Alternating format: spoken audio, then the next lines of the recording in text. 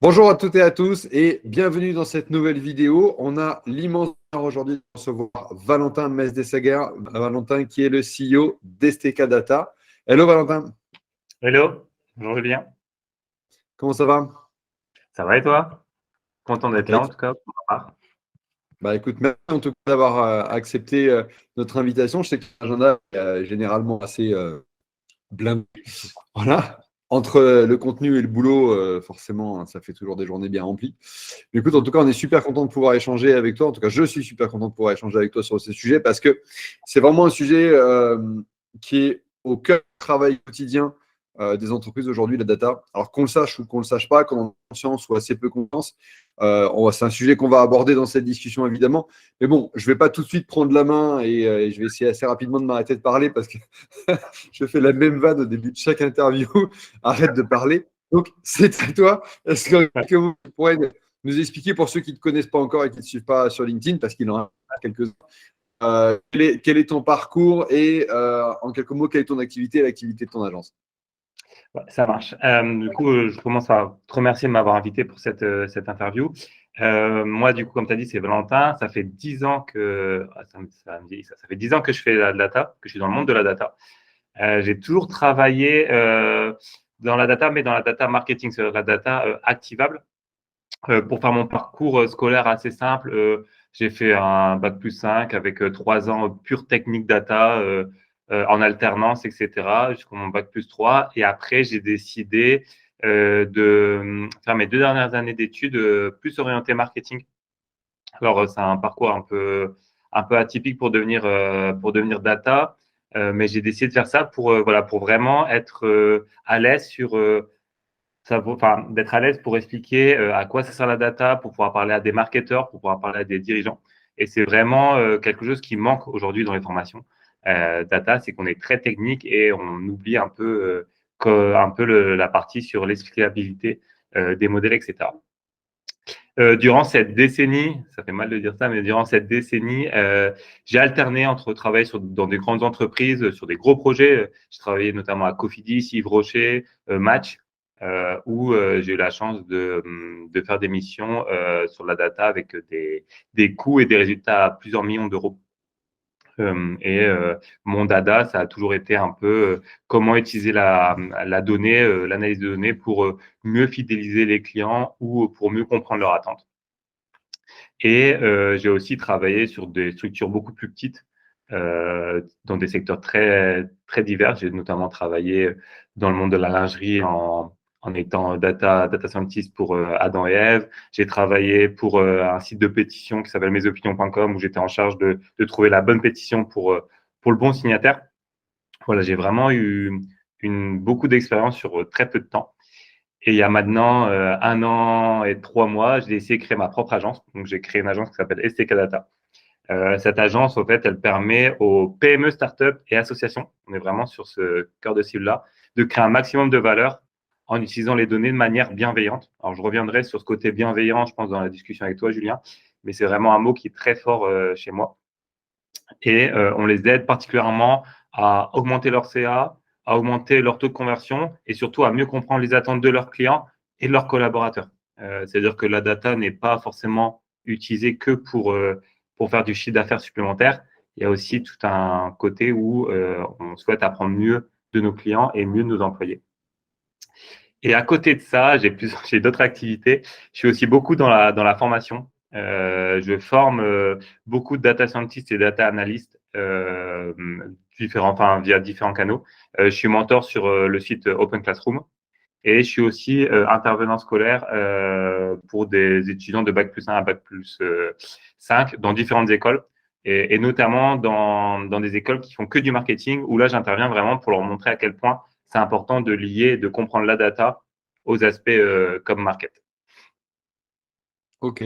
Est-ce que tu dirais que la double casquette que tu as construite autour à la fois de la data et à la fois du marketing fait que ça répondait chez toi à un appel quelque part de on va faire la tech pour de la tech, parce que la technique pour la technique ne sert à rien si elle n'a pas d'usage derrière. Et en fait, c'était donner la possibilité à la technique d'avoir rapidement une application d'usage sur le quotidien de l'entreprise, sur le recrutement, sur voilà, améliorer leurs résultats, etc., pour apporter pas uniquement une notion technique plus marquée, parce que ça, tu l'avais déjà, mais pour apporter un lien, en fait, avec des gens qui n'ont pas forcément cette fibre technique. Tu vois, moi qui ai un parcours très marketing relativement classique au démarrage, bon, bah, c'est sûr que la data, chez nous, j'ai vite compris assez rapidement que bon, c'était nécessaire, mais en revanche, bah, on s'est débrouillé un peu pour apprendre, grosso modo, par nous-mêmes des bases dev, des bases web, etc., pour pouvoir commencer à toucher correctement ce sujet-là. Mais est-ce que voilà, ça répondait à la nécessité de se tourner vers des publics qui n'ont pas la compréhension de la technique pour faire le lien entre les deux? Alors, la question est un peu longue, mais tu vois où j'en viens? Oui, tout à fait. Elle est longue, mais elle est très pertinente.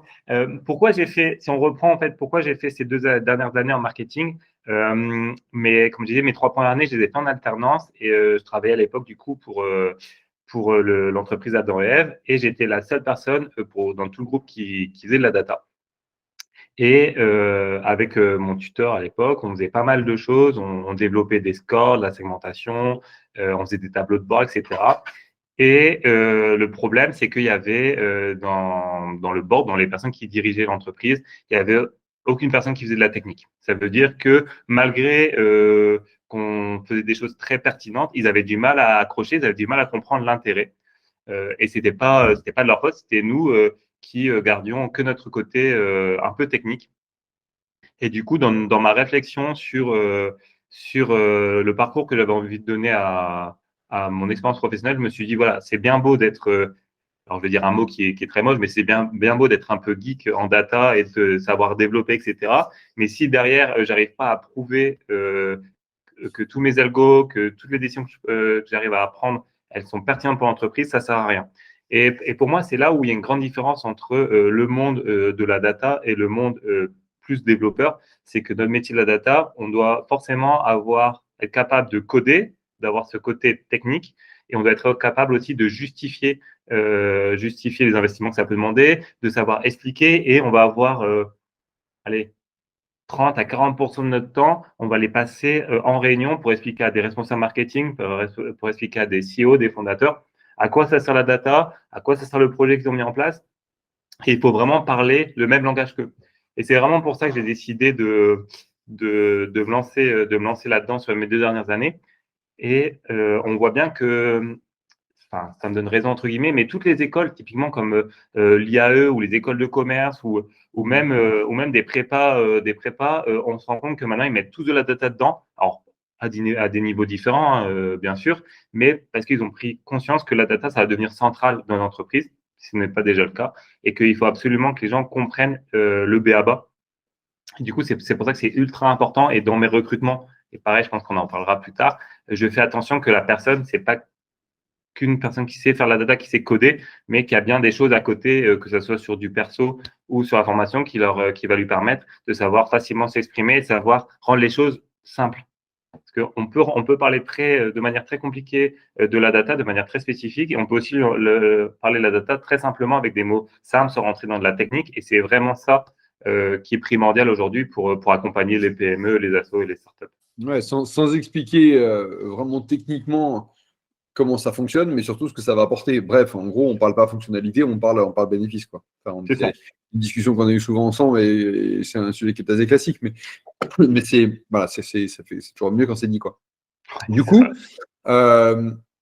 sur cette fameuse décennie, parce que c'est toi qui as mis le doigt dessus, hein, moi je ne fais que répéter. Ça fait mal quand même.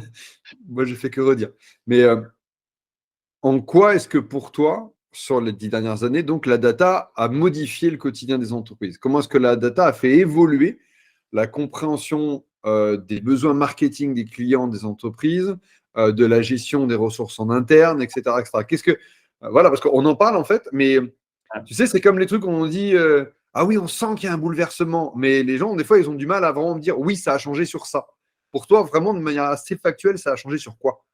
Ouais. Alors, cette question, merci, parce que je pourrais passer 2 heures sur cette question. Donc, on va essayer vraiment voilà, d'être très factuel. Parce qu'en fait, j'ai vécu cette évolution. Ça veut dire que moi, quand je suis arrivé sur le marché de l'emploi, la data, c'était que pour les grands groupes, c'était que pour les grandes entreprises qui avaient des milliards de données, des millions d'euros à dépenser là-dedans. Et en 10 ans, la data, elle est devenue accessible pratiquement à toutes les entreprises. Et pour moi, la principale évolution, ça concerne surtout la prise de décision. Ça veut dire que, imaginons un monde sans data, sans collecter des données sur nos clients, sur nos collaborateurs, etc., sur nos produits. Quand on devait prendre des décisions importantes, ça veut dire, par exemple, le prix d'un produit, ou par exemple, qu'on devait choisir quelle campagne marketing on allait faire, etc. Bah, du coup, on prenait les décisions soit à l'intuition, ça veut dire qu'il y a une personne avec un talent certain, mais qui dit, voilà, moi, je sens que les choses, ils vont évoluer comme ça, je dois prendre telle décision parce que je le sens. Donc, c'est une façon de prendre une décision. Ou une autre façon, c'était faire comme d'habitude. Ça veut dire que pour faire mes prévisions de vente, bah, tous les ans, je fais la même chose. Je prends mes prévisions de l'année passée, je fais plus de 10% et j'espère que ça va marcher. Ça, c'était un monde sans data.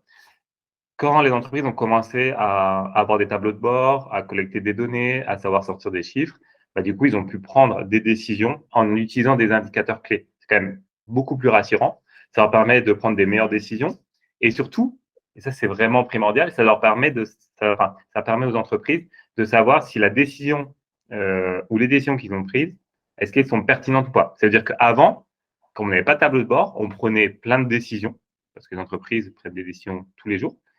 Mais en fait, on ne savait pas si c'était des bonnes ou des mauvaises décisions. On le savait à la fin. Est-ce que sur l'ensemble des décisions, est-ce que ça a permis d'augmenter le chiffre Ouais, d'affaires ou pas? c'est un peu la jurisprudence Mad Men, tu sais, les mecs en costard dans un fauteuil des années 70, avec un gros cigare, un verre de whisky à la main, qui disent oui, c'est bon, ça va bien se passer, c'est facile.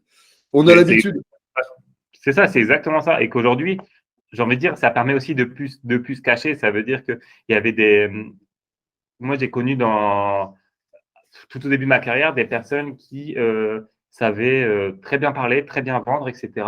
Et du coup, qu'ils arrivaient à imposer leurs idées, leurs avis, leurs solutions. Et au final, même si on n'était pas tous convaincus par les solutions, bah, comme c'était la personne qui parlait le mieux, qui savait mieux vendre, bah, du coup, on prenait sa solution en place, ainsi de suite, chaque année. Maintenant, bah, si il sait très bien parler, mais que sa solution dégrade le chiffre d'affaires de l'entreprise, bah, au moins, on peut vite le savoir. On a un chiffre qui permet de dire, bah, là, cette décision était mauvaise ou là, cette décision était bonne. Donc, le premier élément vraiment pour toi que ça a changé, c'est que jusqu'ici, soit on faisait à l'intuition, soit on faisait à l'habitude. Ouais, Et en fait, la data permet pas seulement de poser des hypothèses, elle permet de poser des hypothèses et de les valider ou de les invalider c'est ça. pour prendre la bonne décision. Et, en gros, ça réduit le risque de la mauvaise décision déjà. Enfin, on va le prendre dans Ouais, l'autre sens, c'est quand même plus logique. Ça agrandit largement la chance de prendre la bonne décision. On va le tourner c'est plutôt ça. dans ce sens-là, ça me semble quand même plus logique. Même si après, dans les entreprises, ces sujets-là, on a tendance à considérer que c'est plus du risque que de l'opportunité. Oui, bah, parce que ça dépend comment on voit. Et ça dépend aussi comment on en parlera aussi après, je pense. Mais en fait, la data, il faut vraiment la voir comme une aide à la prise de décision. Ça veut dire que c'est pas la data qui va driver toutes nos décisions, mais ça va nous permettre d'avoir des éléments factuels sur lesquels se poser pour savoir est-ce que c'est une bonne ou une mauvaise décision. Mais la décision reste à l'humain. Et c'est très important. Ça veut dire qu'aujourd'hui, on parle beaucoup d'intelligence artificielle, on parle beaucoup de chatbots qui peuvent répondre à nos questions, qui peuvent écrire des textes, etc. Ça doit être utilisé, et c'est une bonne chose, mais ça doit être utilisé pour nous aider au départ. Ça veut dire que la finalité, la finalité de la décision, la finalité de la prise de risque, etc., c'est à l'humain de la prendre. Il faut vraiment considérer que la data comme si on avait, comment dire ça, quelle image prendre, mais comme si on avait un assistant qui connaissait à peu près tout et qui nous aidait à dire, bah ça, je pense que c'est bon parce que tel chiffre montre que c'est bon, mais je te laisse prendre la décision. Et je peux comprendre qu'il y a des entreprises qui ont peur de la data s'ils considèrent que la data va les remplacer. Ce n'est pas du tout le cas. La data, c'est vraiment un outil, je me répète, d'aide à la décision. Et c'est vraiment pour moi la plus grosse, enfin, la première révolution qu'il y a eu dans l'entreprise, c'est ce service de chiffres et d'utiliser des tableaux de bord. Ok. Si tu m'en laisses dire une deuxième, Ah bah évidemment. ou pas, Ah, si, bah, si t'en as deux, c'est deux. Hein. ouais, Allons-y. on pourrait faire 15. Hein. Mais il y en a Oh, on s'arrêtera à trois. On va dire ça, sinon on va perdre tout le monde. ça aidera à toi, parfait. Une autre évolution qu'il y a eu, c'est aussi savoir en fait des ordres de grandeur. je me souviendrai toujours d'avoir une discussion avec un responsable à l'époque, maintenant il y a au moins 7-8 ans, un responsable de marketing d'une PME qui me parle de son taux de fidélisation. Donc, on avait une entreprise qui calculait déjà des indicateurs et il me sort, voilà, nous, notre entreprise, elle est au top niveau parce qu'on a un taux de fidélisation de 12%. Et moi, tout de suite, ma réponse à cette phrase, c'était OK, 12%, est-ce que c'est bien ou c'est pas bien? Et il n'y a pas su me répondre à dire bah si, 12%, ça doit être bien.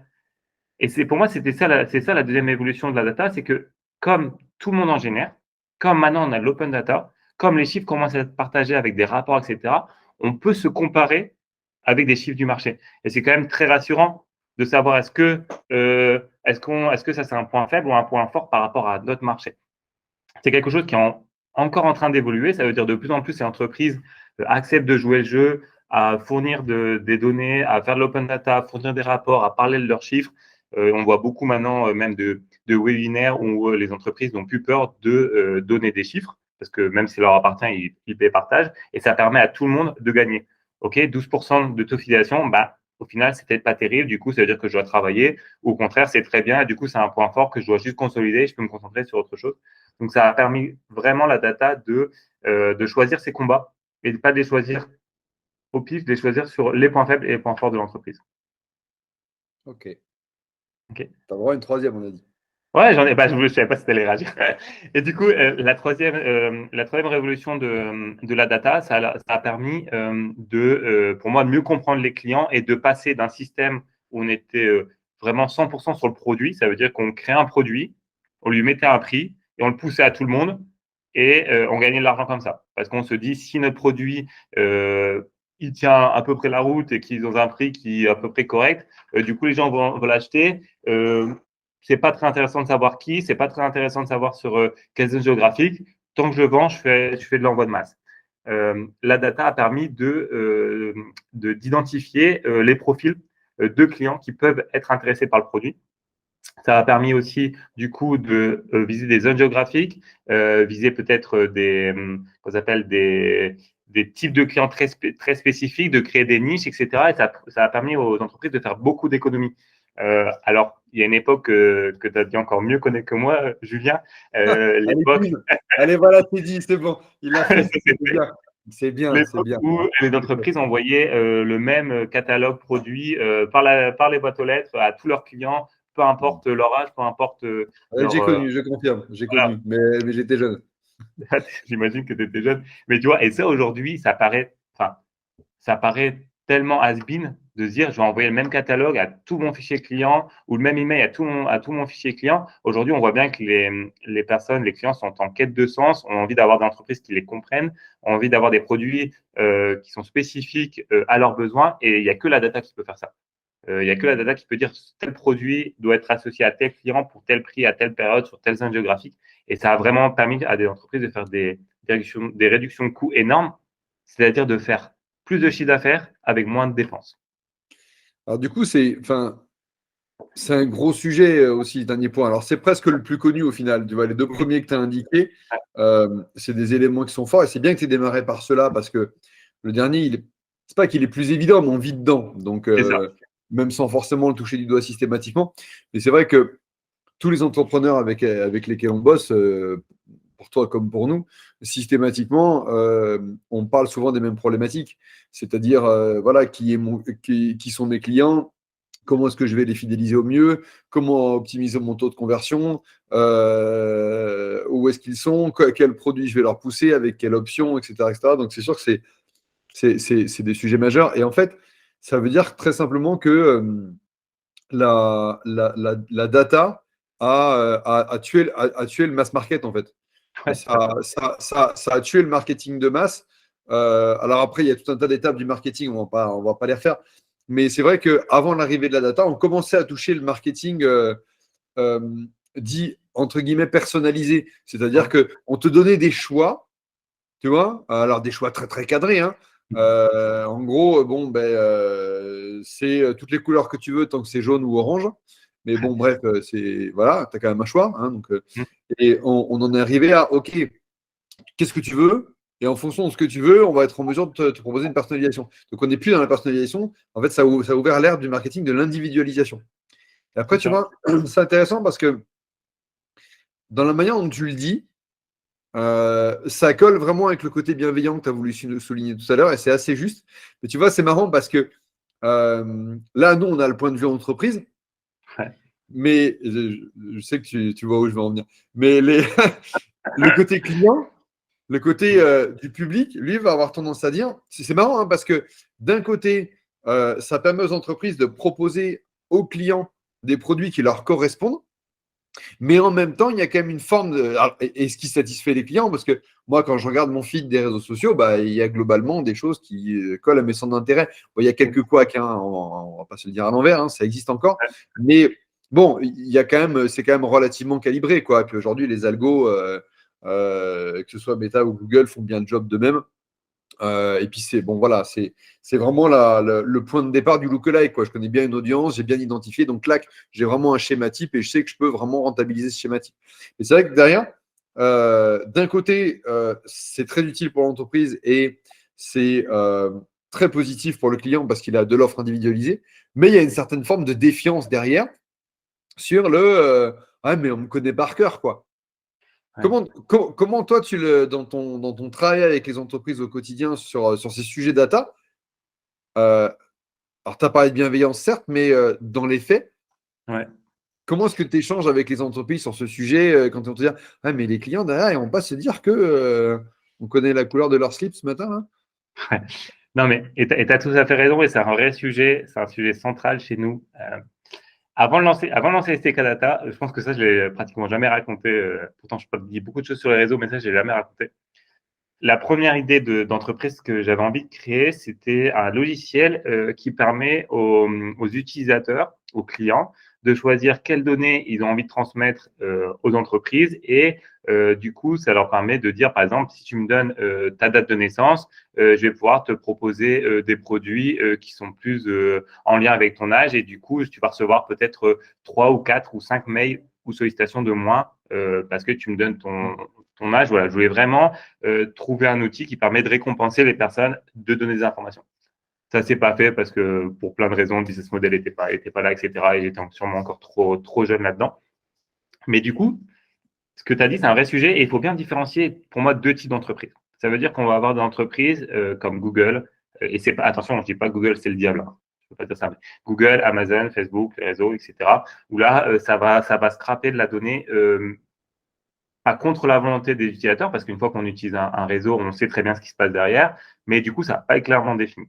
Ça, c'est une Parce que c'est partie, leur business model. et c'est Excuse-moi, leur parce business que c'est leur modèle, business model. Leur business model, c'est que comme c'est gratuit, c'est toi le produit.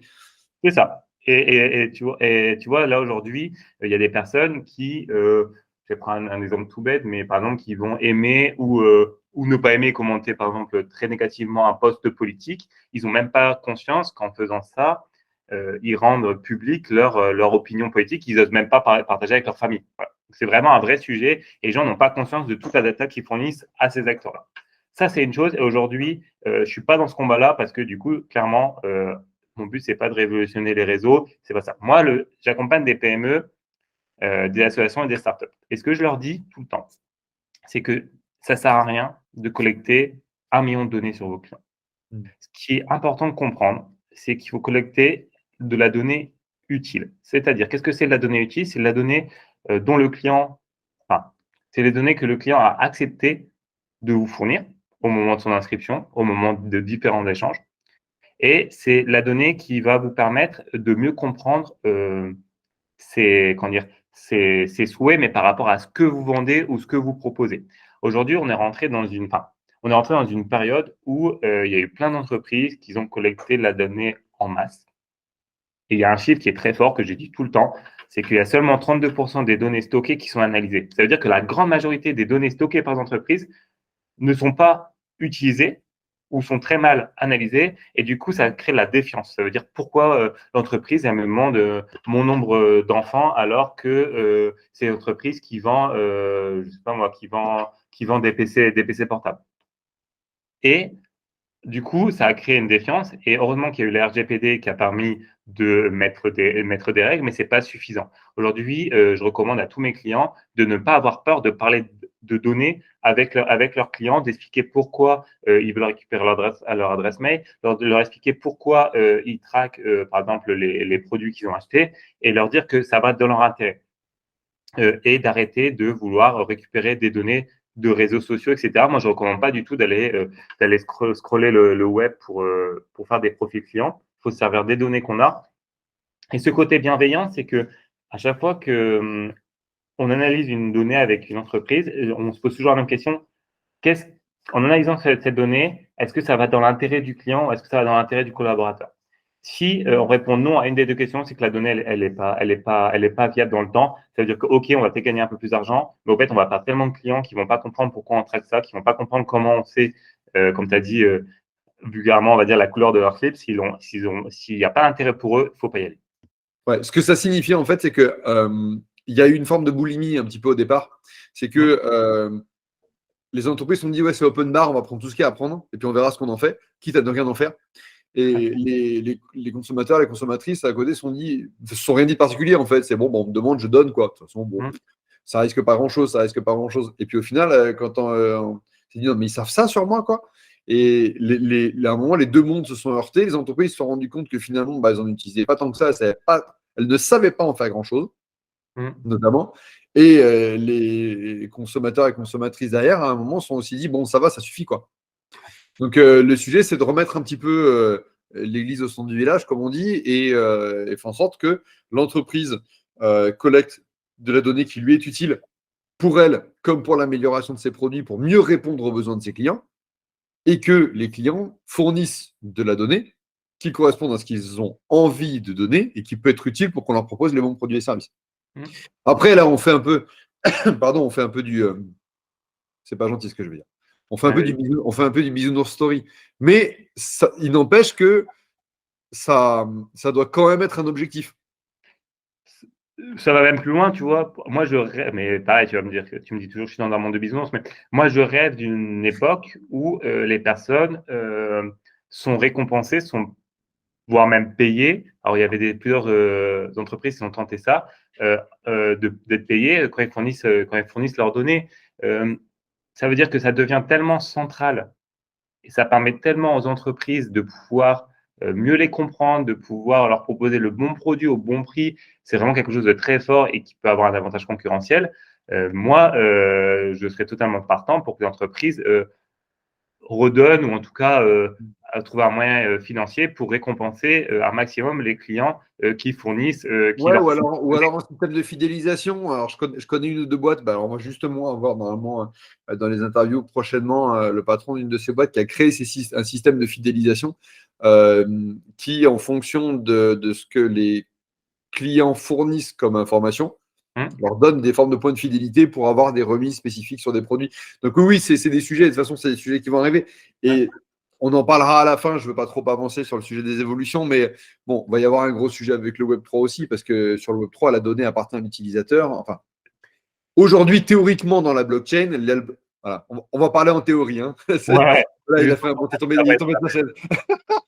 En théorie, dans la blockchain, la donnée appartient à l'utilisateur, donc elle ne peut pas être centralisée. Bref, donc il va forcément y avoir des changements. On parlera évolution après. Non, mais ce que ça a modifié quand même, est quand même assez clair sur la prise de décision, sur le rapport au client, sur la détermination des bons objectifs, sur les bons choix à réaliser. Voilà, les trois éléments sont quand même assez centraux. Justement, alors, du coup, la question souvent qu'on peut se poser, qu'on soit à la tête d'une entreprise ou qu'on soit en marketing ou directeur commercial ou commercial, peu importe, et qu'on se dit, bon voilà, moi je voudrais mettre un pied dans la data parce que, alors je ne sais pas si c'est trop tôt, est-ce que j'ai déjà cette data, et puis comment je mets un pied dedans. Voilà, alors, factuellement, je vais avoir tendance à dire, on appelle l'agence. Là, c'est un peu, bon, mais c'est la version simpliste. Mais peut-être avant même d'appeler l'agence, si tu as quelques trucs et astuces pour que les structures, et notamment les jeunes structures, puissent commencer à mettre un pied dans la data sans être des techniciens et peut-être même en amont d'une relation avec une agence data, voilà, est-ce que tu as quelques types de départ pour mettre le pied correctement dans la data et puis en respectant les règles parce que aujourd'hui, ça rigole plus sur le sujet, quoi. Non, alors j'en ai plein des astuces. On va se limiter à 3. Alors la première chose à faire et pour moi qui est primordiale et si on passe pas par cette étape-là, quoi qu'arrive, les projets data, ça va être un échec. Je m'explique. Au fait, à force de parler avec des CEO, des fondateurs, etc., j'ai remarqué quelque chose que j'avais pas conscience avant, c'est que du coup, dans la tête des dirigeants, il y a deux croyances très fortes autour de la data qui sont totalement fausses. Enfin, non, c'est trop violent. Des croyances qui sont pas tout à fait vraies. Ça sera mieux comme ça. Ouais, c'est pas la même chose quand même. C'est pas la même chose. Non, mais c'est pas la même chose que tu vas comprendre pourquoi. En fait, la première croyance, c'est que la data, c'est réservé qu'aux entreprises avec des milliards de données. C'est-à-dire que la data, pour beaucoup de personnes, c'est un peu un produit de luxe. Ça veut dire que voilà, on s'en sert quand c'est un peu une lubie, on s'en sert quand on a fait un peu le tour et qu'on a envie de gagner encore plus d'argent. On va faire un projet de data, ça va nous coûter 1 million d'euros, mais derrière, on va gagner beaucoup d'argent, etc. Ça, il y en a beaucoup de personnes, enfin beaucoup de dirigeants qui pensent ça et c'est totalement faux. Ça veut dire que on peut faire de la data, on peut faire de l'analyse de données. Dès qu'on a au plus bas une dizaine de clients et quelques centaines de transactions, à partir de là, on a le potentiel de faire des projets data et de révolutionner l'entreprise. Euh, un projet data, ça coûte pas forcément cher. Ça veut dire que ça va être lié à l'investissement que vous voulez mettre et aux résultats que vous voulez. Ça veut dire que moi, avec STK Data, ça m'arrive de proposer des projets à 1000, 2000 euros. Ça m'est déjà arrivé et avec des résultats sur du x2, x3, x4 en ROI. Donc, c'est pas, il faut pas avoir peur de se lancer même quand on est petit. Et même au contraire, plus on met la data tôt dans la vie d'entreprise, plus les résultats seront conséquents. C'est-à-dire que prendre tout de suite les bonnes décisions, de mettre tout de suite le client au centre de vos préoccupations, d'être sûr que la trajectoire que vous voulez prendre et que les missions que vous voulez mettre dans votre entreprise sont les bonnes, bah, du coup, si vous faites ça dès le début, vous allez voir que les résultats et la pérennité de l'entreprise, vous gagnerez 5-6 ans d'expérience avec ça. Et c'est quand même primordial dans une période où on est un peu sûr de rien. On vient de vivre beaucoup de crises, on a beaucoup de crises, je pense, qui vont arriver aussi. Avoir un outil qui nous permet d'être à peu près serein sur 2-3 chiffres et d'être sûr d'être sur la bonne direction, c'est quand même plaisant. Et l'autre croyance qui est beaucoup plus ancrée et qui a aussi, où moi j'ai beaucoup de mal à la défendre, en dire que c'est pas une bonne croyance, c'est ce côté bienveillant. Ça veut dire que quand on parle de data, quand les médias parlent de data, ils vont parler de vol de données. Ils vont parler de la data qui a permis de supprimer des postes et de mettre des personnes au chômage. La data, ils vont en parler aussi avec des échecs à plus de millions d'euros qui ont fait crouler des entreprises, etc. Ça, c'est très vendeur pour les médias. Et ça existe. C'est-à-dire que c'est là où je te dis, c'est pas tout à fait faux ou tout à fait vrai, c'est que ça existe. En effet, il y a de la data qui peut être malveillante. Il y a de la data, on scrape des données alors que vous avez rien demandé. Il y a des projets data qui font perdre de l'argent à l'entreprise. C'est une réalité, mais c'est pas une généralité. Ça veut dire que ça représente peut-être 2, 3, 4% de la data. Et qu'il faut passer à côté de ça, il faut passer à côté de ce qu'on raconte sur la data. Et la data, elle peut être utilisée de manière bienveillante. Et ça peut être un cercle vertueux. Ça veut dire que on va utiliser la data pour mieux satisfaire nos clients. On va utiliser la data pour garder les talents, pour que les employés se sentent mieux tous les jours. Ces deux ensemble vont faire que l'entreprise va grandir et qu'elle va augmenter son chiffre d'affaires. Et le problème, c'est qu'aujourd'hui, et je le ressens beaucoup, notamment même en fin de projet, quand j'ai une entreprise que j'ai accompagnée, ça s'est très bien passé, les clients sont très contents, on leur demande simplement de mettre un avis sur notre site, etc. Et la réponse est ah ouais, mais j'ai pas forcément envie que les clients ils savent que j'utilise de la data. Et quand je leur demande pourquoi, ils me disent bah c'est peut-être mal vu, j'ai l'impression de faire quelque chose de mal, etc. Et il faut s'enlever ça de la tête. Il faut s'enlever ça de la tête, mais malheureusement c'est très dur parce que dès qu'on parle de data, on va parler de choses mauvaises. Moi, ce que j'essaie de leur montrer et leur expliquer, c'est que, par exemple, nous, quand on accompagne le monde associatif, on se rend bien compte que la data qu'on fait avec eux, c'est pour faire avancer leur combat, pour faire avancer sur des problématiques d'écologie, sur des problématiques liées au bien-être des animaux, etc. La data, elle est malveillante si le but derrière et les personnes qui l'utilisent sont pas des bonnes personnes. Je voulais C'est ça le sujet, en fait. En fait, on en revient, excuse-moi, on en revient à ce que tu disais tout à l'heure, c'est que la question, c'est pas est-ce que la data c'est bien ou est-ce que c'est mal. La Ouais, question, c'est quelle est l'utilité de cette data et quelle utilité est faite par la personne derrière. C'est ouais, que si la personne derrière est forcément mal intentionnée, la data sera forcément malveillante. tout à fait. Si la personne est bien intentionnée, la data sera forcément bienveillante. Donc en Ouais, fait, ce que tu veux dire, c'est que c'est pas tant la data qui fait le résultat, c'est la volonté de la personne derrière qui fait le résultat. Donc au final, la data est. Alors, c'est pas réducteur ce que je veux dire, mais ça va dans le sens là, la data n'est qu'un outil. c'est ça. C'est qu'un outil. Et tu vois, moi, je repense, alors, pareil, je vais te remettre un petit truc sur ton âge, mais je pense que tu as encore connu mieux que ça que moi. C'est que tu vois, tout au début, du côté développeur, tu vois, il y a tout de suite eu le darknet, il y a tout de suite eu l'utilisation de code pour faire du mal. Et au début, les entreprises, j'imagine que quand c'est arrivé, peut-être qu'ils n'étaient pas très à l'aise à ce côté un peu sombre du web et un peu sombre des développeurs. Et aujourd'hui, ça se pose plus la question. On se pose pas la question est-ce que quand je vais utiliser un dev, ok, on peut faire beaucoup de choses mal avec du code, mais 90%, 95%, 99% quand on fait appel à des développeurs, c'est pour des choses bienveillantes. Le problème de la data, c'est qu'aujourd'hui, dans la tête des gens, on n'est plus sur un ratio de la data à 70%, c'est pour faire du mal et 30%, ça peut être bienveillant. Et il faut que dans la tête des gens, ça fasse une bascule. Comme ça, les médias, ils arrêteront d'en parler, ça fera moins vendre, et du coup, on pourra vraiment parler de la data intéressante qui est la data bienveillante.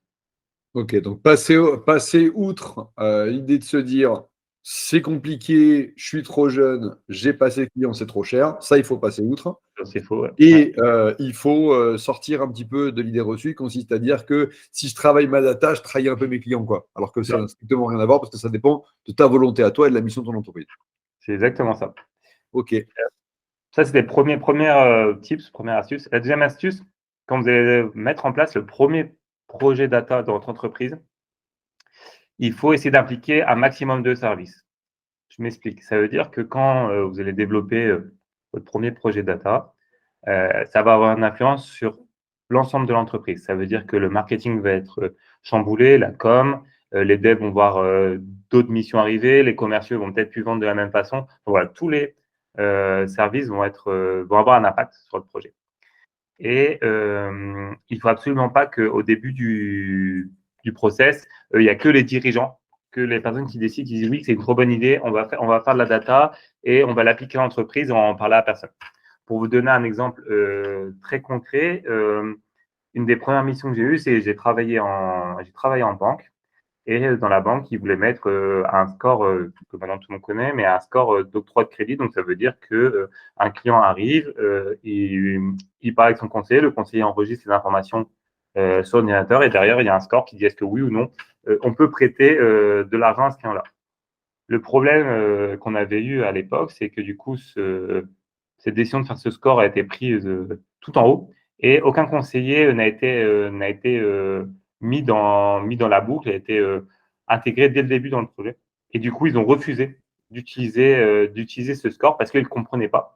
Ils ne voyaient pas l'intérêt, ils ne comprenaient pas comment c'était calculé, c'était une boîte noire pour eux et ils avaient l'impression qu'on voulait les remplacer.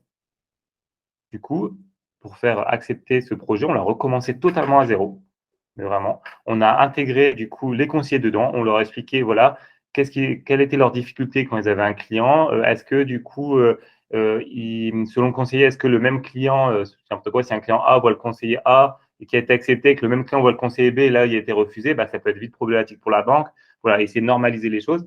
Et une fois qu'on les a intégrés dès le départ et qu'ils ont compris comment ça fonctionnait, qu'ils ont compris le calcul derrière, et bah, tout de suite ils l'ont adopté et l'entreprise a pu prospérer, la banque a pu prospérer là-dessus parce qu'ils arrêtaient de prêter de l'argent à des personnes qui malheureusement n'auraient pas pu rembourser ou à l'inverse, ils arrêtaient d'être trop stricts avec des profils qui en soi pouvaient rembourser. Et c'est vraiment très important, et j'en ai plein d'exemples comme ça dans ma carrière où c'est les dirigeants qui ont choisi de faire le projet data sans en parler aux équipes et ça s'est mal passé. Donc, il faut absolument impliquer tout le monde, prendre les demandes, les attentes de tout le monde. La data, il n'y a pas de limite. Donc, ça veut dire que vous pouvez demander à chaque service, à chaque personne, qu'est-ce qu'ils attendent, qu'est-ce qu'ils veulent automatiser dans leur poste, Est-ce qu'ils remarquent des points de faiblesse dans l'entreprise, etc. Et si vous faites ça et que vous arrivez à identifier les projets les plus importants pour vos collaborateurs, bah, du coup, vous êtes sûr de vous assurer un projet data réussi. Ouais, donc c'est un sujet écosystémique en fait. Le deuxième Ouais. type que tu veux donner, c'est qu'en gros, un projet de data, c'est pas un projet descendant, c'est pas un projet vertical, c'est pas un système par silo, c'est clairement un système écosystémique. C'est que l'intégralité des branches et des fonctions de l'entreprise, quelle que soit la taille de l'entreprise, hein, parce que même sur une petite structure, quand on est deux ou trois, alors quand on est tout seul, c'est plus simple, mais quand on est deux ou trois, il faut que les deux ou trois y sont, parce que s'il y en a un qui gère la prod, ou s'il y en a un qui gère le dev, ou s'il y en a un qui gère le commerce derrière, il faut que tout le monde soit mis dans la boucle avec ses remontées et les conséquences que ça va avoir sur son travail, pour que tout le monde se sente impliqué et puisse faire sa remontée sur le sujet pour que le projet soit réussi. Donc voilà, on est vraiment dans la vision systémique, quoi, et ça reste un sujet, ça reste un sujet fondamental. Ouais, c'est très clair, la nécessité d'être systémique. Ok. Et la dernière astuce que je peux donner, qui est aussi très importante, c'est que quand on lance sur un projet data, la première chose à faire, ça veut dire que là, on est passé un peu un niveau au-dessus, c'est-à-dire que tout le monde est convaincu qu'il faut faire un projet data, vous êtes serein avec l'utilisation de la data dans votre entreprise et vous voulez commencer. Je vous conseille de démarrer par un audit. Pourquoi un audit? Comme je vous ai dit, toutes les entreprises maintenant récoltent de la data, des fois même sans le savoir. Ils enregistrent ça dans des bases de données, ils n'y touchent pas, ça dure peut-être depuis des années comme ça. Et ils veulent se lancer en data, sauf que le problème, c'est qu'il faut connaître pas mal de choses avant de se lancer. C'est déjà quelles données on récolte, où elles sont stockées, quelles sont les qualités de ces données. Est-ce que du coup, il y a beaucoup de valeurs manquantes? Est-ce que, j'ai n'importe quoi, on a voulu récolter l'âge des clients et on s'est trompé et c'est pas l'âge qui est stocké dans cette variable? Il faut savoir aussi quelle est la définition de chaque variable. Dire que qu'est-ce qu'on appelle client dans les bases de données, ça n'a peut-être rien à voir avec ce que les dirigeants ou le marketing appellent client. Donc voilà, donc il faut d'abord faire un audit de la qualité de vos données et faire un audit pour identifier les leviers de croissance que la data peut vous apporter.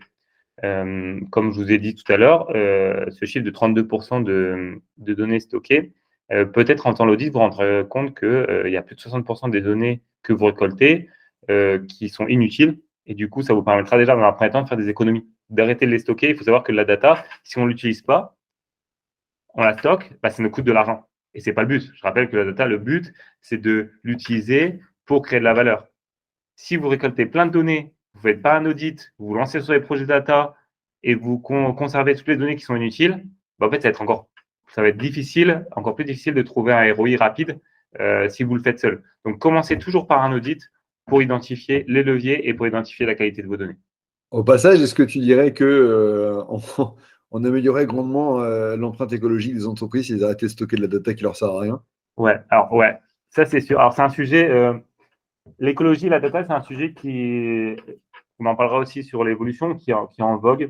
Je trouve que c'est encore trop tôt pour en parler parce qu'il faut savoir que voilà, les algos qu'on fait tourner, ça prend de la ressource.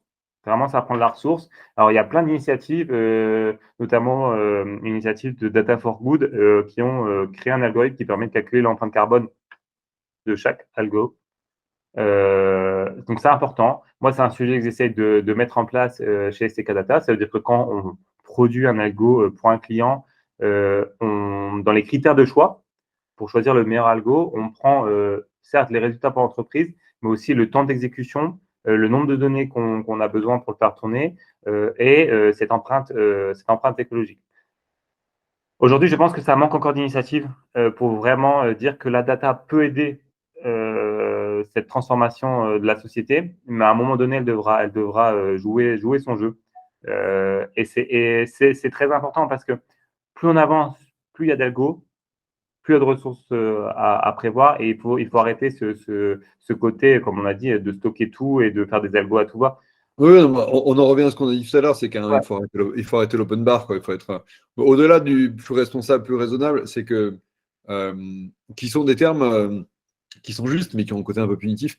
C'est surtout que c'est juste du bon sens en fait. C'est C'est ça. au-delà d'être raisonnable ou être responsable, c'est juste être de bon sens. Quel est ton intérêt à stocker de la donnée qui ne sert à rien? Tu vois, c'est comme si tu avais, c'est comme si tu avais des locaux de 1000 mètres carrés pour 3 collaborateurs, quoi. C'est ridicule. Non, Oui, et tu dis, oui, mais comme c'est pas cher, c'est ça. eh ben, je les garde. Bah oui, Ouais, mais bon, ça n'en est pas moins débile, ça n'en est pas moins que ça consomme à fond pour chauffer, qu'il ouais, y a d'autres gens qui pourront en avoir besoin. Voilà, donc je suis d'accord avec toi. C'est juste une question de bon sens. Mais il y a un sujet dessus et c'est sûr que c'est forcément un élément qui sera de plus en plus discuté au fur et à mesure que une juste utilisation de la data sera faite et sera démocratisée, mm, dans lequel là où forcément, quand on sera sur un sujet très démocratisé, il y aura la nécessité de mettre en place des systèmes pour maîtriser la ressource consommée sur ces sujets-là, quoi. C'est c'est ça. ça.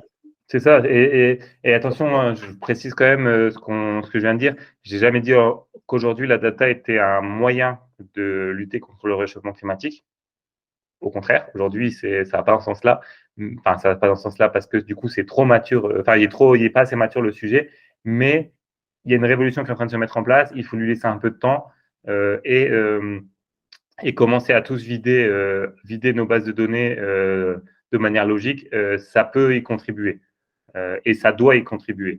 Mais voilà, c'est un sujet où je suis pas encore 100% à l'aise parce que du coup, j'ai pas encore creusé assez ce sujet, mais c'est une de mes préoccupations 2023-2024 sur comment limiter l'empreinte écologique de la data. OK. Si on fait l'inverse de ce qu'on vient de faire, c'est-à-dire qu'on vient de donner trois tips assez marquants Ouais, euh, pour bien mettre le pied dans la data, la vision systémique, il est jamais trop tôt pour s'y mettre, notamment la nécessité de réaliser un audit pour ne pas partir dans tous les sens. Bon, c'est trois types qui sont assez clairs et je pense assez simples à actionner. Si à l'inverse, tu devais nous dire, voilà, l'erreur majeure ou je sais pas, les deux erreurs majeures que peuvent potentiellement commettre ou qu'ont commis certains de tes clients avant de venir te voir. Euh, Quand tu d'abord arrivé, tu as dit, mais pourquoi vous avez fait ça? ouais. Alors, l'erreur la plus courante, et je pense que c'est propre au monde de la data et c'est assez marrant, c'est que, en fait, il y a plein de petites entreprises, moyennes entreprises, peu importe, qui sont pas encore matures sur la data, mais qui, je ne sais pas par quelle opération du Saint-Esprit, ont décidé de prendre des outils de big data, de créer des data lakes, donc des entrepôts de données où ils peuvent récolter des milliards de données, alors qu'ils n'ont toujours pas sorti leur premier tableau de bord. Et le problème, c'est que de un, ça leur coûte très cher. Déjà, ça, c'est pas terrible. De deux, bah, en fait, ils vont pas trouver le retour sur investissement en prenant des technologies aussi développées qui sont pas du tout en lien avec leur maturité. Ils vont pas trouver les cas d'usage, ils vont pas trouver les levées de croissance et du coup, ils vont se dire, bah, la data, c'est nul, clairement. Et ça m'arrive souvent de rencontrer des entreprises où, ah, trop bien, on a un outil de big data, on paye ça 3 000 euros par mois et du coup, on peut faire des scores à la volée, etc. OK, je comprends, c'est très bien. Mais du coup, vous avez quelqu'un en interne qui vous forme là-dessus. Est-ce que vous avez déjà des tableaux de bord? Est-ce que vous avez déjà fait ça, fait ça? Ah bah non, non, non. Et du coup, on ne comprend pas pourquoi ça ne marche pas. Ça, il faut arrêter. Il faut arrêter. Je ne sais pas pourquoi les gens font ça en data, alors que sur d'autres sujets, quand on propose la technologie la plus chère ou le truc le plus complet, généralement, les entreprises ont tendance à dire non, non, on n'est pas assez mature là-dessus. Et c'est pour ça qu'il y a beaucoup de personnes qui vont créer des systèmes de freemium où tu peux tester et voir si ça te correspond et après choisir ton plan. Sur la data, partir sur des sujets big data alors qu'on a 100 lignes de données dans les bases de données et on n'a jamais créé un reporting, ça gêne personne. Alors ça, je me bats avec ça parce que du coup, ça met ce côté où la data, c'est pas rentable alors que la data, c'est rentable. Donc, il faut vraiment y aller pas à pas et pas vouloir aller trop vite. Utiliser que des projets data qui sont en lien avec votre maturité. Si le premier projet à faire, c'est juste de sortir 3 indicateurs clés, les transmettre à l'entreprise, que chaque personne puisse les utiliser, bah ça déjà, juste ce projet-là, ça va être rentable et ce projet-là va vous permettre de faire un grand pas en avant sur votre entreprise et sur les rendements que vous attendez, sur votre croissance, etc. Et tu vois, quand j'en parle, je pense que ça m'énerve à l'intérieur parce que je vois plein de cas d'entreprises que j'ai rencontrées qui sont totalement dépassées par les technologies qu'ils ont pris. Alors, OK, ils ont sûrement rencontré des bons vendeurs de l'autre côté, mais ça ne correspond pas aux attentes. Ouais, mais ça, c'est un sujet qui est quand même assez transversal. Tu le vois même dans les CRM. Enfin, nous, on a vu on a eu accompagné ou bossé avec des boîtes sur leur perf, leur strat, leur inbound marketing et qui nous montraient leur CRM pour nous expliquer voilà, le client. Et ils nous sortaient des trucs, mais qui devaient payer 1000 balles par mois ou 2000 balles par mois. Et ils avaient 80 clients en base. Ils n'en savaient pas grand-chose. Le mec sur le terrain, il dit, moi, j'ai pas le temps, mon but, c'est vendre. Donc, il remplissait pas la moitié des champs. Ils n'utilisaient pas le tiers des applications. Donc, ça, mais ça, c'est de l'effet tunnel. Tu vois, on s'est dit, bon, voilà, on a vu un truc sympa, c'est bon, on avance bien, on gagne des sous, donc on va se doter du meilleur outil possible. Et quelque part, alors, c'est pas la faute des sales, c'est leur métier, mais à un moment, c'est sûr que quand le sales te dit, bah, vous avez une belle boîte, ça va bien progresser, donc il vous faut le meilleur outil possible. Bon, t'achètes pas une Ferrari quand tu viens d'avoir le permis, quoi, c'est bon. C'est ça. Mais tu vois, je reviens sur ce côté médiatique où en fait, le mot big data, je pense que tu allumais la télé, tu t'intéressais un peu au sujet, tu entendais big data 15 fois par jour. Ça a vraiment été un buzz pas possible, alors qu'à l'époque, quand le buzz est sorti, personne n'en faisait. C'est comme, tu vois, l'intelligence artificielle, ça fait 3 ans que tout le monde en parle. Clairement, on voit les premiers effets maintenant. Oui, oui, c'est vrai. Donc, tu vois, c'est vraiment un Non, sujet. là, en ce moment, d'ailleurs, j'ai l'impression que c'est un sujet là, depuis fin Ouais, d'année 2022, début 2023, là, on y est. on est loin de la maturité, mais ça commence vraiment à émerger, quoi. C'est ça, on y est, tu vois. Et le truc qui va, je sais ce qui va se passer, c'est que du coup, là, je vais rencontrer l'entreprise et qui vont me dire, bah, du coup, nous, on veut mettre de l'intelligence artificielle. Et je vais leur dire, bah, soit l'entreprise veut assister, et du coup, je vais leur dire que moi, je ne les accompagne pas, ou soit il faut leur faire comprendre que, OK, l'intelligence artificielle, on est déjà en step 3, step 4 sur la data. Aujourd'hui, vous êtes en step 1, on va y aller tout doucement. Et pareil, tu vois, sur un deuxième astuce, surtout l'erreur à ne pas faire, c'est de commencer par ce qu'on appelle une boîte noire en data. Ça veut dire que la clé de la réussite ou du non-échec, ça dépend comment tu veux le tourner, c'est d'avoir le premier modèle très compréhensible par l'ensemble de l'entreprise. Ça veut dire que ça va être une boîte blanche. Ça veut dire qu'on doit être capable, que chaque personne de l'entreprise doit être capable d'expliquer plus ou moins quelles variables rentrent dans le modèle, comment ça Ouais, de fonctionne, comprendre ce qu'il y etc. a dedans, comment ça fonctionne, pas techniquement, mais de savoir, voilà, on a fait un projet data et dans ce projet data-là, ça sert à comprendre ça pour obtenir tel résultat, pour prédire ça. Voilà, ça doit être compréhensible et applicable par tout le monde, quoi. Oui, oui, ça doit pas être un truc compréhensible qu'on se garde sur le côté en se disant, ouais, c'est Ouais. mon arme magique. C'est ça. Et ce côté magique, ouais, il faut abandonner. La data, c'est pas magique. La data, c'est des process, c'est assez réglementé. Et tu vois, on parle de l'intelligence artificielle. Actuellement, il y a un outil qui permet, tu marques n'importe quel sujet, il peut te sortir un texte, il peut te sortir un post LinkedIn, par exemple. Tu peux dire, c'est pas moi, je veux parler de l'investissement immobilier, j'y connais rien. Je marque, fais-moi un post sur l'investissement immobilier, je le copie-colle, peux le publier sur LinkedIn. Tu vois? Bah ça, si tu fais ça, ok, ça va te produire quelque chose, mais si tu n'as pas la connaissance derrière de tout ce qui se passe autour de l'investissement immobilier, tu peux dire des bêtises, parce que la data, comme j'ai dit, c'est qu'une aide à la décision et des fois, bah, ça peut se tromper, des fois, ça ne correspond pas exactement à ce qu'on cherche. Donc, de un, tu peux influencer des gens alors que tu connais rien. Et de deux, quand tu vas vouloir aller à l'étape supérieure, ça veut dire peut-être je sais pas, d'aller dans ce domaine-là, de faire des formations. Bah, si toi-même, tu n'as pas compris, c'est inutile. Bah, la data, c'est pareil. Il faut d'abord comprendre avant d'aller à l'étape supérieure. Ça veut dire d'avoir des algorithmes qui sont peut-être plus performants pour l'entreprise. Mais du coup, là, les gens, ils comprendront un peu moins. Mais la data a déjà fait ses preuves dans l'entreprise et elle a déjà été adoptée. Et du coup, on arrive plus ou moins à comprendre quel est l'intérêt et sur quel indicateur jouer. Et la dernière chose à ne surtout pas faire, c'est comme je dis, penser que la data, c'est magique et du coup, de ne pas suivre. De ne pas suivre les indicateurs, de ne pas suivre la performance des modèles qu'on met en place. Alors, très rapidement, je raconte une anecdote qui est très connue, mais il y avait des algorithmes aux États-Unis qui permettent d'estimer en fait le prix d'une maison au moment de l'achat et le prix de la maison 3 mois après. Et du coup, il y a une entreprise qui a développé un algorithme qui permet de dire aux personnes, je t'achète ta maison en cash, donc au prix que je te dis, et parce qu'en fait, l'algo savait estimer que dans 3 mois, ils arriveraient à la vendre X% plus cher. Donc ça a marché pendant des années. Et à un moment, il y a eu le Covid, il y a eu la crise immobilière aux États-Unis. Et du coup, l'algo, il n'avait pas pris ça en compte. Et il s'est amusé à acheter plein de maisons, pas chères, parce que le marché était devenu pas cher, parce qu'il estimait qu'il allait pouvoir les revendre très cher dans 3 mois. Sauf que ça n'a pas été le cas. Personne n'a suivi l'algo, personne n'a suivi les chiffres. Donc, l'algo a acheté directement les maisons et a acheté tout un quartier entier de maisons. Et ce qui s'est passé, c'est que du coup, il a amplifié la crise et du coup, l'entreprise a fait faillite. On parlait quand même d'une entreprise qui, 2 ans avant, avaient généré plus de 2 milliards de chiffre d'affaires. Okay, et ils sont fait en faillite parce que personne ne suivait. Donc ça, c'est une erreur. Il faut vraiment, vraiment suivre. Et c'est un travail de suivre des algorithmes. C'est un travail de créer des tableaux de bord. Il faut vous faire accompagner si vous n'avez pas les compétences en interne, mais ne jamais laisser la data choisir pour vous. Je répète, c'est une aide à la décision. C'est des algos qui tournent, mais vous devez toujours suivre. Ok. Ouais, non, ouais, c'est assez clair. Bon, ça reste, de toute façon, ouais, tu l'as dit, c'est un accompagnement. C'est un outil de la prise de décision. Ça prend pas la décision à ta place. De la même manière que, on va en parler après dans les évolutions, mais que l'IA peut te pondre du texte, mais l'IA, c'est pas de quoi elle parle, en fait. C'est ça. Donc, si c'est pas toi qui dis à l'IA ce dont il faut parler et que tu maîtrises pas les données techniques ou si tu n'as pas l'expertise de son sujet, tu peux pas te faire passer pour un expert, quoi. L'IA fera pas de toi un expert. Non.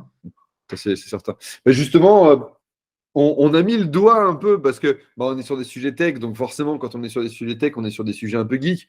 Ouais. Moi, tu sais, on en a parlé assez fréquemment. Moi, je suis le geek sur la technique, donc Ouais. c'est l'appétence sans savoir coder, tu vois. Mais du coup, on a forcément mis le doigt un peu dessus. On a parlé d'IA, on a parlé un petit peu Web3, etc. Bon, voilà. Donc, on a mis un peu le doigt dans certains sujets d'évolution. Et justement, comme tous les outils technologiques, la question qu'on se pose quand on a un métier ou quand on travaille sur des outils un tant soit peu technologiques, c'est de dire, bon voilà, est-ce que ça ne sera pas obsolète à un moment X ou Y et quelles sont les évolutions à venir. Là, on va parler forcément de la data, mais pour toi, qu'est-ce qu'il va y avoir comme évolution majeure dans la data et l'exploitation de la data et qui va encore faire évoluer ce qu'on s'est dit tout à l'heure, c'est-à-dire ce que ça a apporté, ce que ça a modifié dans le quotidien des entreprises et même des utilisateurs de façon générale. Du coup, c'est sûr que ça va évoluer parce que déjà en 10 ans, moi, le métier que je faisais quand j'ai commencé, le métier que je fais aujourd'hui, ça n'a plus rien à voir parce que tout a évolué et on est quand même dans une période où toutes les évolutions les évolutions vont de plus en plus vite. Donc ça veut dire que toute l'évolution que j'ai connue en 10 ans, là, je vais peut-être la connaître en 2 ans. Pour moi, la data, déjà, la première chose qui va changer, c'est qu'aujourd'hui, la data des entreprises, c'est un peu un outil qui permet d'avoir un avantage concurrentiel. Je pense, dès cette année ou peut-être l'année prochaine, j'arrive pas encore à bien cadrer, je pense que une entreprise sans data, ça va vraiment devenir compliqué.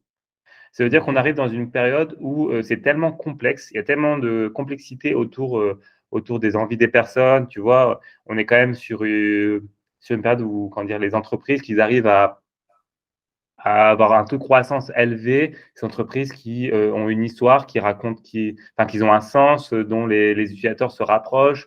Il y a vraiment ce côté où l'entreprise devient de plus en plus humain et du coup doit de mieux en mieux comprendre leurs clients. Et je vois bien un truc où si tu fais pas de data, malheureusement, ça va devenir vraiment très compliqué. Donc, je pense que la data, elle fera vraiment entrer dans toutes les entreprises. Alors, quand je dis toutes les entreprises, c'est 90% des entreprises et peu Ouais. importe la taille. C'est bon, c'est la première chose. La deuxième chose, c'est que le côté, notre métier technique, où là, moi, je code des algorithmes, etc. On va être beaucoup aidé par d'autres outils qui vont pas le faire à notre place, mais qui vont nous aider à le faire. Et notre métier va se transformer sur tout ce qui tourne autour de comment l'expliquer, comment le rendre compréhensible à la grande partie des personnes. Tu vois, tu as parlé tout à l'heure comment dire, de la blockchain, etc., etc. Tu vois, ça, pour moi, c'est une technologie où aujourd'hui, si tu t'y intéresses pas, tu ne la comprends pas. Et C'est si, clair. et si tu la comprends pas, j'ai du mal à comprendre comment les gens, les personnes qui sont pas du secteur, peuvent l'adopter. Et la data est en train de comprendre ça, tu vois, sur pas mal de choses qu'avant, on parlait de data science. Donc, la data science, c'est un peu le niveau un tout petit peu en dessous de l'intelligence artificielle. La data science, avant, c'était que des boîtes noires. Et il y a eu plein de personnes qui travaillent, il y a plein de personnes qui travaillent aujourd'hui pour la rendre la plus compréhensible possible parce que on voit bien que pour prendre une technologie, il faut l'adopter. Je pense que ça va créer des nouveaux métiers, des métiers de personnes qui vont être là en entreprise pour aider les personnes à bien comprendre les algos qui tournent. Je pense aussi qu'on va avoir à un moment donné,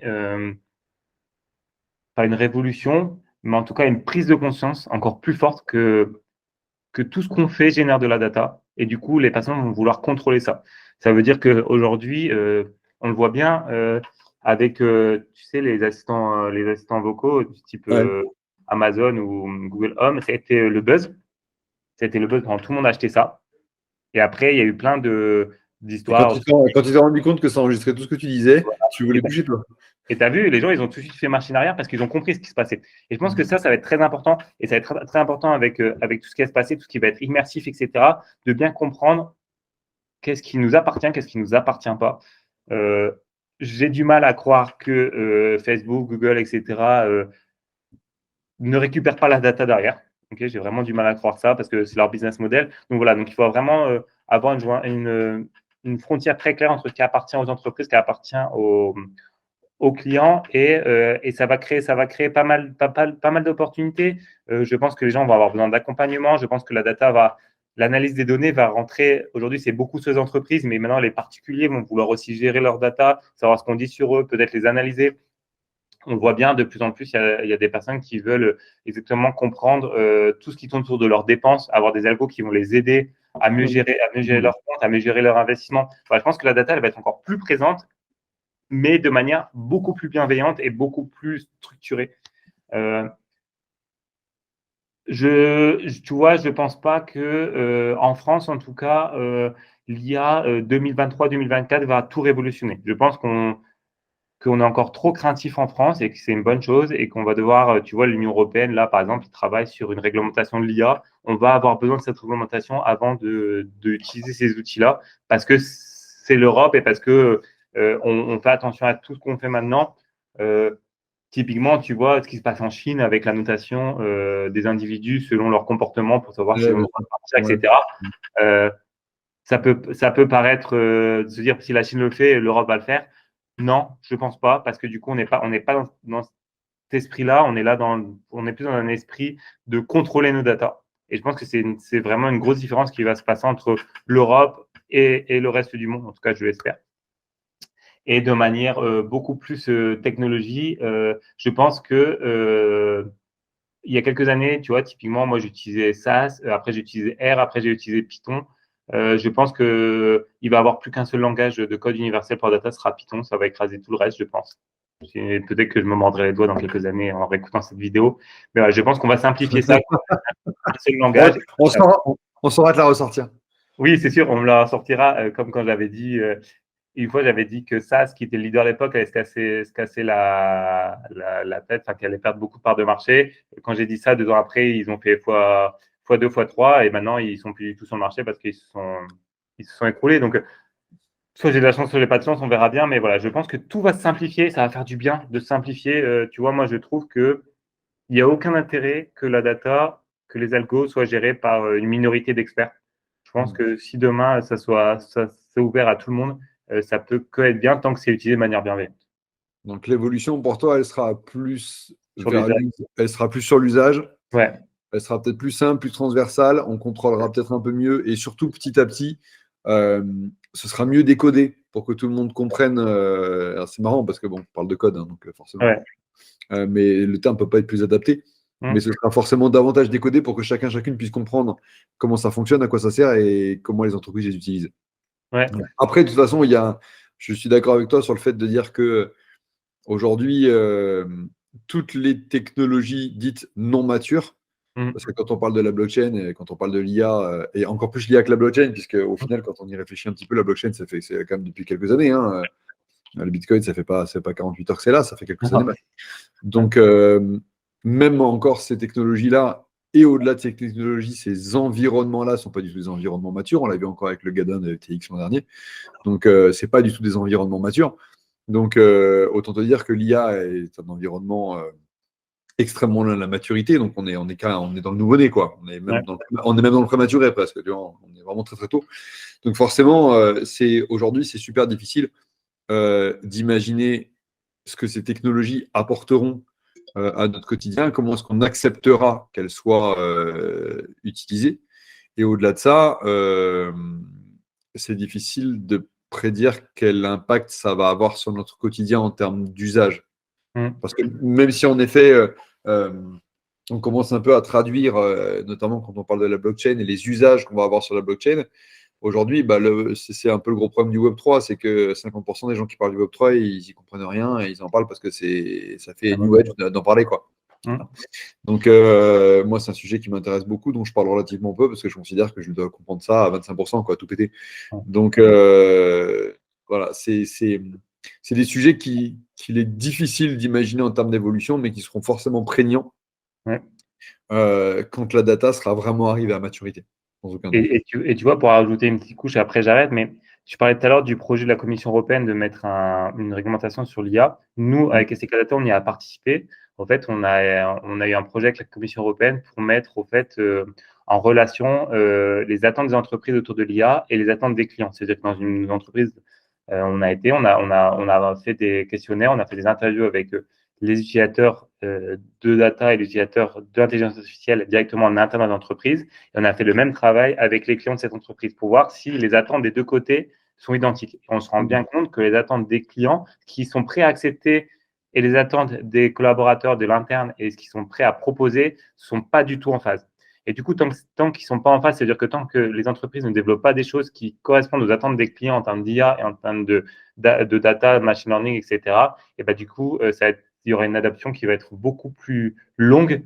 Et là, ce qui était intéressant, c'est que dans cette entreprise, du coup, tout la roadmap autour, tout le plan, pardon, du roadmap, mais tout le plan des prochaines actions à mettre en place autour de l'IA était modifié suite au retour client qu'ils ont eu lors de notre intervention, parce que voilà, ils se rendent bien compte que l'acceptabilité de la data de leurs clients était beaucoup plus faible que ce qu'ils avaient imaginé. Ouais, comme quoi, si tu leur demandes pas, tu n'as pas d'infos. Data, quoi. C'est ça. Ok. Écoute, je pense qu'on a fait un premier tour assez global. Alors, l'objectif, évidemment, aujourd'hui, ce n'était pas de rentrer dans le détail technique, mais je trouve que, voilà, grosso modo, c'était super enrichissant parce qu'on a pu vraiment mettre le doigt sur ce que ça modifie, ce que ça peut modifier, ce que ça doit modifier dans les entreprises et dans le comportement. Moi, je trouve qu'il y a deux éléments qui sont vraiment hyper marquants, au-delà de la richesse de cet échange. C'est que, premièrement, l'IA, c'est un outil qui est au service d'un individu. Et donc, en fait, être bienveillant ou ne pas être bienveillant, ça dépend de la volonté et de la mission que c'est fixé à l'individu. Voilà. Donc, la data peut être bienveillante à partir du moment où on a une volonté de travailler en partenariat et pour nos clients et pas pour emmagasiner de la donnée dont on ne sait pas quoi faire au final. Et le deuxième élément qui est vraiment, vraiment marquant, c'est que ce n'est pas une question de taille en fait. Et c'est vrai que moi-même, mais comme plein de gens, on se dit, bon, ouais, la data, mais avant de te rencontrer, sincèrement, c'est un sujet que j'avais dans un coin de la tête, c'est de dire, bon, alors on fera de la data quand on pèsera tant de millions, alors qu'en fait, en vrai, le sujet n'est pas là du tout. À partir du moment où on a des occurrences, des variables, des éléments analysés, on peut avoir un premier plan, où il y a un petit peu d'antériorité, on peut avoir un premier plan, que ça ne coûte pas forcément un bras. Alors, je ne suis pas en train de te faire de la pub, mais bon, foncièrement, il y a un préjugé à tuer sur le sujet, c'est que la data, c'est compliqué et ça coûte un bras et il faut être là depuis des années, un data lake gigantesque et avoir mis en place plein d'outils avant de s'y mettre, quoi. Donc ça, c'est vrai que ça, il faut vraiment mettre ce sujet de côté parce que du coup, l'entreprise aura la possibilité pour elle-même, mais aussi pour ses clients, de mettre en place des plans d'action qui sont à la fois rentables et à la fois bien et qui vont dans le bon sens, quoi. Et ça, aujourd'hui, on est capable de le faire. Et le fait qu'on soit capable aujourd'hui de le faire, c'est une vraie avancée. Et je pense que très peu de gens ont en tête. Et si on a réussi à démystifier ça aujourd'hui, franchement, c'est cool. Ouais, non, c'est vraiment bien parce que c'est un message que j'essaie de faire passer. Donc, ce serait vraiment cool que ça marche avec cette vidéo. C'est en train de changer, hein, mais voilà, la data, c'est pas cher, c'est pour tout le monde et c'est rentable. Voilà. C'est déjà pas mal. C'est déjà pas mal, ouais. Valentin, merci beaucoup, beaucoup de nous avoir accordé ce temps. J'espère que tu as pris du plaisir comme moi j'en ai pris à faire cette vidéo. Nous, on se connaît depuis un petit moment. Voilà, on a déjà beaucoup, beaucoup échangé, donc il était absolument impensable de faire cette série de vidéos sans avoir un échange avec toi sur ce sujet qui est absolument dans nos entreprises. Alors, j'allais dire en 2022, sauf que là, on vient de passer en 2023. Donc, en 2023. Ouais. Merci encore à toi. Merci à toutes et à tous d'avoir suivi cette vidéo, d'avoir passé ce moment avec nous. Tout est retrouvable sur les plateformes. Une fois que vous voulez, à foison, c'est que du bonheur. Et on se retrouve pour une prochaine interview. Valentin, merci encore à toi d'avoir participé à cette interview avec nous et à très vite. Merci à toi. À bientôt. Ciao.